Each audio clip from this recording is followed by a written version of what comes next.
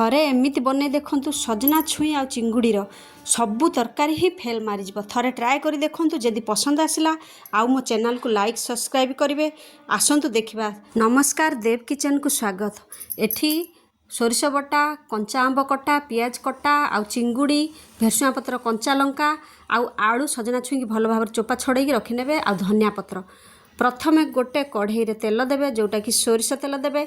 सोरिष तेल पकईकी सेथिरे कौन करिवे ना कंचा चिंगुड़ी की टिके लूण हलदी पकईकी हाल्का भाजी नेबे, पूरा लाल हैला पर्यंत भाजिबे। भाजिला परे ताकू बाहर को बाहर करनेबे। ए रेसिपीटा थरे ट्राए करंतु। आमे तो सजना छुई सेमिति ही खाई थाउ, किंतु सेथिरे चिंगुड़ी किछि मिसई देले तार फ्लेवर बहुत बढ़िया लागिबो। थरे ट्राए कर देखंतु। जदि पसंद लागिला ए रेसिपीटा घरे ही करंतु आ सोरिष बटारे ही करंतु। आ चाहिबे जदि मसला बटारे करि पारि सेई कड़ई रे सोरिष पकईकी छोंक लगे देबे। आ सेथिरे कंचा लंका आ भेरसुआ पत्र पकई नेबे। जेतेबेले भाजी हे जिवो ऊपर पियाज कटा पकई नेबे। पियाज कटा पकई नेला पर टिके हाल्का चलई देबे। चलई देला पर जेतेबेले लाल हे जिवो ऊपर कोन करिवे सजना छुई आलू को पकई नेबे। कारण सजना छुई आलू को टिके भाजी देले तार पिता अंशटा मरि जाए। एमिति थरे ट्राए कर देखंतु, पसंद आसीबो। कारण सजना छुई आलू चिंगुड़ी मिश्रण रे गोटे बढ़िया तरकारी हबो। कारण सबु बेले तो आमे गोटे प्रकार करि थाउ, किंतु विभिन्न तरीका रे कले तार गोटे फ्लेवर बहुत बढ़िया लागिबो। आ नुआ रेसिपी रे सेटा परिणति हबो। एठी कोन करबे लूण हळदी पके टिके हाल्का भाजी नै कि ढांकण ढांकी देबे। 2-3 मिनिट पर से ढांकण काढी नेबे। ऊपर कौन करेंगे सोरिष बटा पकई नेबे। सोरिष बटारे रसुण आउ कंचा लंका आउ सुखिला लंका, जीरा आउ सोरिष सब मिसिकी गोटे बटा है, जोटा सोरिष बटार तैयार है। आपण माने जदि चाहिए मसला बटा भी पकई पारिबे, किंतु मु सोरिष बटारे ही करिछि।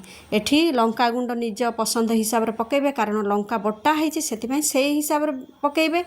तापर भल भाव चलई देबे। पारिबे जदि बालांस हिसाब रे लूण पकईबे, कारण आगर लूण पड़िछि, आमे सेही हिसाब रे लूण पकईबा। एठी बड़ चिंगुड़ी पई सेतिपई बड़ चिंगुड़ी को छोट छोट काटी नेछि। से चिंगुड़ी को ऊपरू पकई देबे। पकई देकी भल भाव चलई देबे। चिंगुड़ीर जूसटा से भितर ही रही जिवो। आउ देखिबे केते सुंदर लागुची देखंतु। आउ ऊपर कोन करबे पानी देई देबे। पानी देकी जेतेबेले फुटी आसीबो देखिबे ता बासना जेतेबेले आसी जिवो सोरिष बटार बासना आउ चिंगुड़ी सजना छुई सबु मिसिची आलू। देखिबे से तरकारीटा एते टेस्टी हबो, केबे भी भूली पारिबेनी। आ थरे ट्राए करी देखंतु, घरे ही करंतु। आ ऊपर कोन करिवे छोट छोट पीस आंब, बेसी पकेइबेनी कंचा आंब, कारण खट्टा थाए। सेथिपई तार फ्लेवर को बालांस रखिया पई टिके खट्टा थिबो। सेई कंचा आंब को चोपा छड़ेकी से आंब को पकई देबे, ढांकी देबे। जेतेबेले फुटी आसीबो ऊपर धनिया पत्र देबे। आउ तरकारी को बाहर को ओल्हेई देबे। जदि घरे गरम भात बनईचंती ताहाले गरम भात पाई बहुत बढ़िया। कारण मु केबे भाभी नथली चिंगुड़ी आ सजना छुई आलू रे एमिति रेसिपी हेई पारिबो बोली। सजना छुई भजा जानिची, तरकारी जानिची, आ सजना छुई बेसर जानिची, किंतु सेथिरे चिंगुड़ी सुखुआ भी पकई पारिबे, बड़ चिंगुड़ी भी पकई पारिबे, किंबा छोट चिंगुड़ी भी पकईकी थरे रांधी देखंतु। सियोर पसंद आसीबो।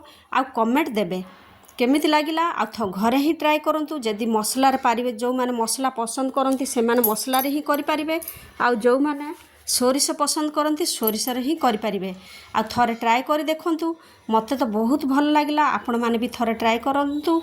आ जदि पसंद आसुची ताहाले तळे कमेंट दियंतु।